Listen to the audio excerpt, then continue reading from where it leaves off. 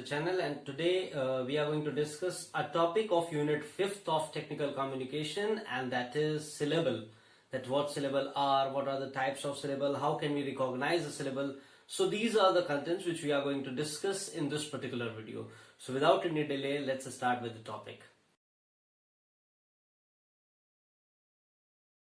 Okay, let's start with syllables. Syllables क्या होते हैं? सिलेबल्स इंग्लिश के वो वर्ड्स हैं जो कि वॉवेल से मिलकर बने होते हैं. मींस यहां पर जो मैंडेटरी कंडीशन है वो ये है कि वॉवेल होना मस्ट है. वॉवेल तो होना ही चाहिए. अब वॉवेल के साथ कॉन्सोनेंट्स हो सकते हैं, नहीं भी हो सकते. आप जानते हैं कि ऑलरेडी इंग्लिश में आपने पढ़ा हुआ है कि there are 5 vowels. Which are those? A, e, i, o and you.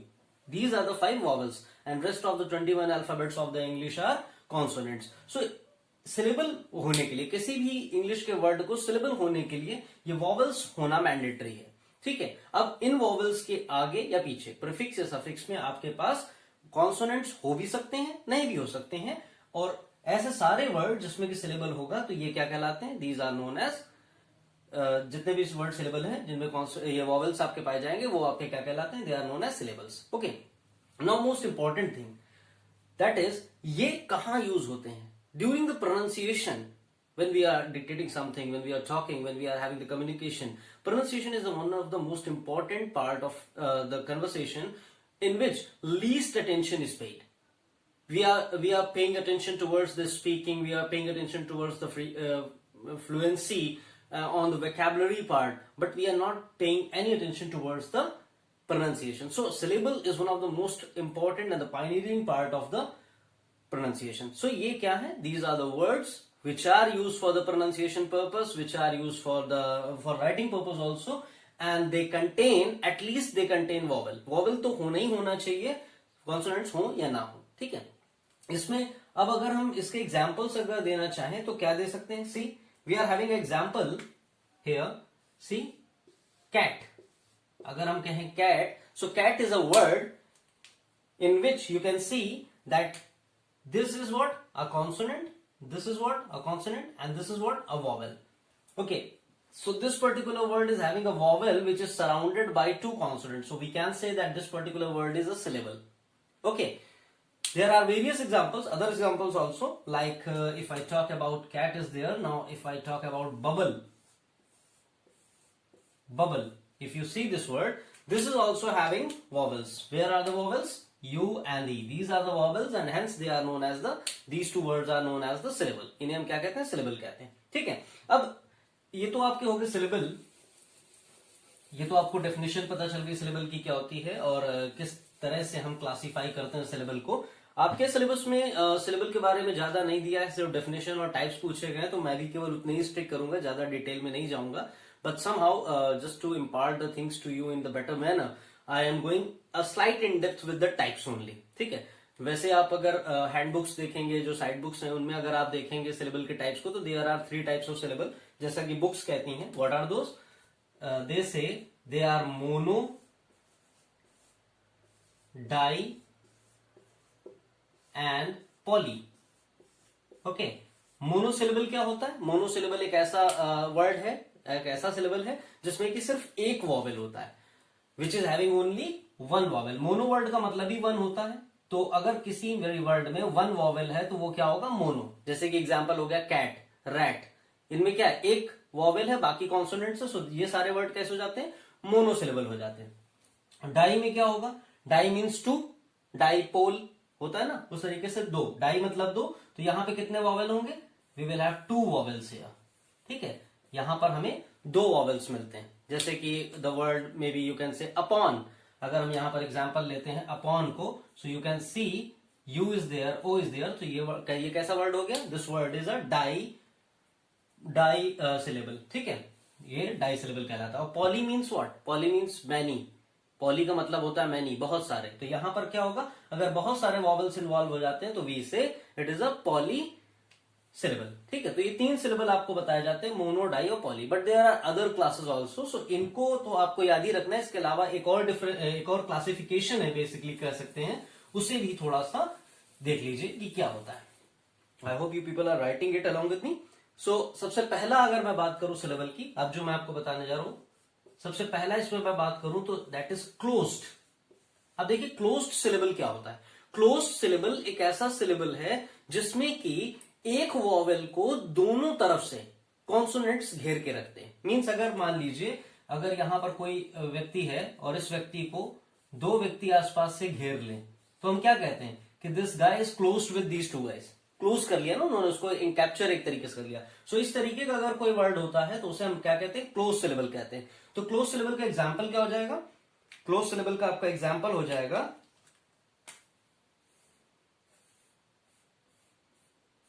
Cat.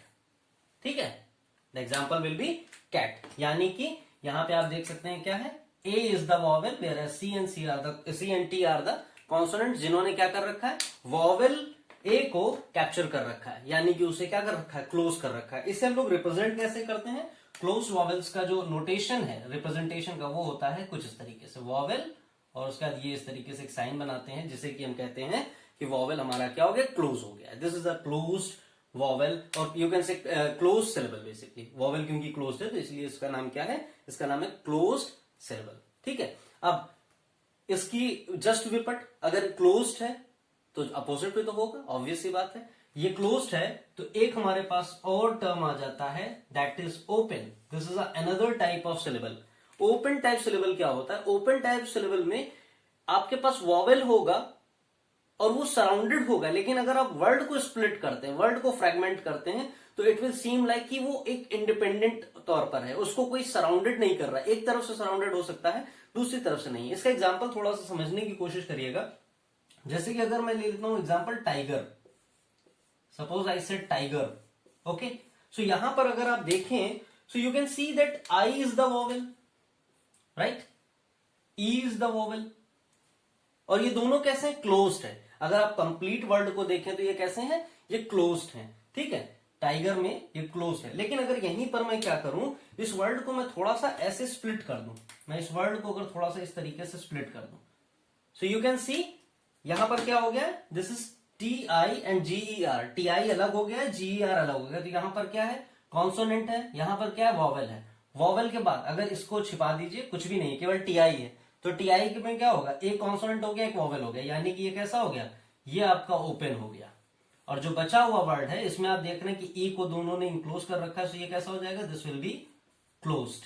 सो यहां से एक आपको एक कह सकते हैं नोटेशन मिलता है क्या, क्लोज्ड वॉवेल में जो फॉर्मेट होता है दैट इज वी सी सी, यानी कि दो कॉन्सोनेंट से एक वॉवेल घिरा हुआ, सी वी सी। और यहां ओपन में क्या होगा, it will be V C और it will be C V. ठीक है, ये क्लियर हुआ, ये कंसेप्ट क्लियर हुआ। टाइगर के अलावा अगर आप एक और एग्जांपल लेना चाहते हैं तो you are having one more example, let me give you one more example for that. Let's take another example and that is paper. We can use the example paper. Here also if you see, if you fragment the word, let's fragment the word. This is the fragmentation.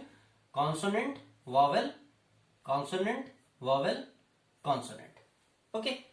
So this part is open and this part is closed. So it is like a CVVC, CVVC, CVVC format. CVCVCV format. CVCVC format. ठीक है, तो ये आपका क्या है, this is a open syllable. ठीक है, अब इसके बाद हम बात करते हैं अपने थर्ड सिलेबल की, दैट इज जो आपका थर्ड सिलेबल है दैट इज मैजिक ई।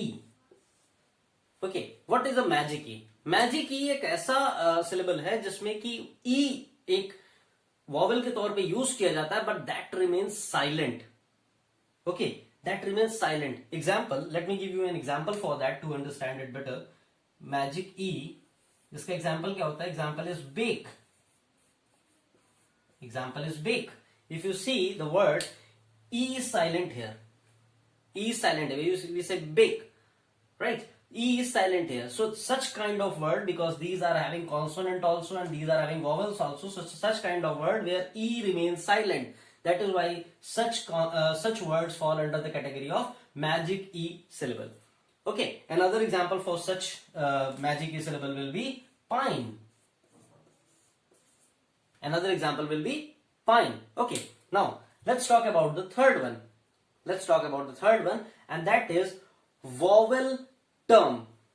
ठीक है, that is a vowel term, or maybe we can say vowel team. Now, in this case, what happens? In this, it is a term or team. We are having the third one as vowel term और vowel team, दोनों कह सकते हैं. Vowel team क्या होता है? Vowel team में दो वॉवेल आपके इंक्लूड होंगे किसी भी वर्ड में सिलेबल बनाने के लिए, और वो इस तरीके से एक्ट करते हैं कि वो एक टीम बना करके एक अलग ही साउंड क्रिएट करते हैं. ठीक है, जैसे कि इसका एग्जाम्पल आप देख लीजिए. इसका एग्जाम्पल होता है सीड. ठीक है, ये दो वॉवेल इंक्लूड हुए और ये एक साउंड क्रिएट कर रहे हैं, केवल ई का साउंड क्रिएट कर रहे हैं. तो this will be the example of vowel team. Means दो वॉवेल क्या हो रहे हैं? कंबाइन हो रहे हैं, और कंबाइन होकर के क्या कर रहे हैं? एक साउंड क्रिएट कर रहे हैं. ई का साउंड, दो वॉवेल है ना, एक साउंड क्रिएट कर रहे हैं, इसलिए ये क्या कहलाते हैं? These are known as vowel team. Okay, next one. Next let's talk about R controlled vowels, R controlled syllables. R controlled syllables क्या होते हैं? आर कंट्रोल्ड सिलेबल्स में जो कंडीशन है वो ये है कि इनके एंड में वॉवेल के इमीडिएट बाद आर आता है. वॉवेल जैसे ही खत्म होगा, वॉवेल को इमीडिएट फॉलो करते हुए आर आना चाहिए. ठीक है, काफी एग्जांपल्स हैं इसके. Let's see. Example could be car, vowel खत्म हुआ, आर आ गया. ठीक है, बर्ड, वॉवेल खत्म हुआ, आर आ गया. R controlled vowels means, R controlled syllables means vowel खत्म होते ही तुरंत इमीडिएट कौन फॉलो करेगा? आर अल्फाबेट आ जाएगा. ठीक है, ऐसे सारे सिलेबल क्या कहलाते हैं? They are known as R controlled syllable. Next type of syllable is diphthong. Okay, this is diphthong, and diphthong is what? Diphthong follows the pattern of vowel and vowel. Diphthong follows the pattern of vowel and vowel. It is somehow like the vowel team. ये आपका क्या करता है? ये we का pattern follow करता है.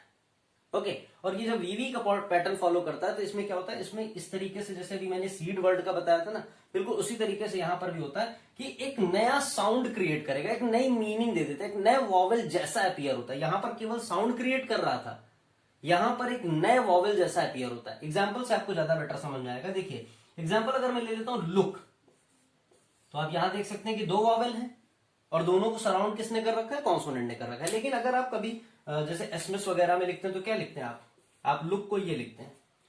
ठीक है, ऐसे ही गुड की स्पेलिंग GOOD होती है, लेकिन आप क्या लिखते हैं? आप ये लिखते हैं. मींस क्या है? दो वॉवेल मिलके एक डिफरेंट वॉवेल को बना रहे हैं. साउंड भी कर रहे हैं, बना भी रहे हैं, जबकि यहां पे केवल साउंड कर रहे थे, बना नहीं रहे थे. ठीक है, ये डिफरेंस है वॉवेल टीम में और डिप्थॉन्ग में.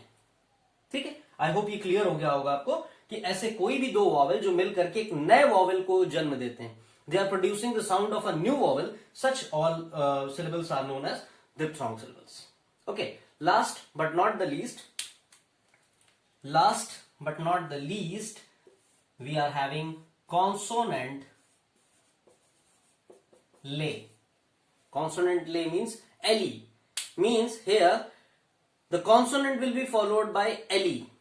Means if there is a word in which we are having a vowel and we split the word in such a way that a consonant follows LE, that becomes a consonant LE type of syllable. Let's discuss the example of this. It's very interesting. Let's talk about it. Let's take a word bubble. Okay. Now, if we split this word, let's split this word like this. We splitted the word like this, and if you see, consonant is there, vowel is closed, and on splitting the word we are having a consonant. Let's denote it with C, and it is followed by Li. So consonant followed by Li and having a vowel also with consonant, such word formed is known as syllable. Let me repeat it again. Consonant followed by lay, consonant followed by lay, having a word in which vowel is also there, consonants are also there, so such a word will form a consonant lay syllable. Clear?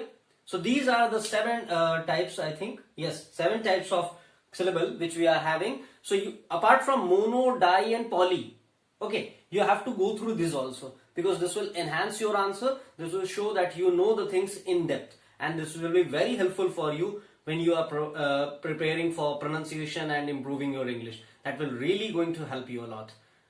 That's it for this particular video, and I hope this topic is now quite clear to you all, and this will certainly help you to write your answers in a better manner, in an efficient way if it is asked in the examination. So just go through the video, and if in case if you pop up with any sort of problem, please leave your doubt in the comment section so that we can rectify it and help you in all the possible manners. Thank you for watching the video. Have a great time, all of you.